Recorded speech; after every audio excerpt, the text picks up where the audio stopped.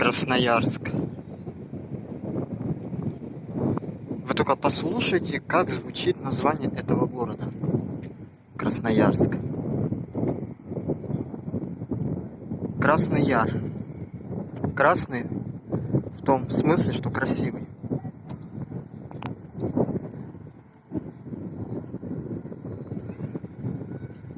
Город основан в 1628 году.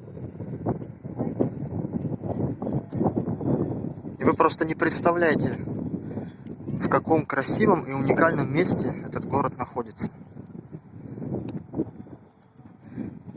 Да, конечно, это не Сочинские горы, не гора Айпетри в Крыму, но у каждого жителя города и гостей города есть возможность бесплатно по этим вот горам походить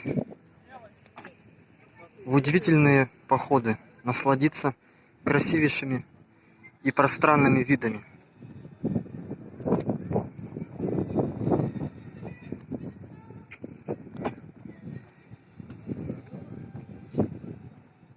Мало вообще городов в мире, мне кажется, имеют такое уникальное местоположение.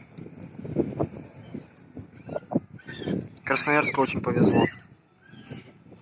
Те, кто основал Красноярск, выбрали просто восхитительное место.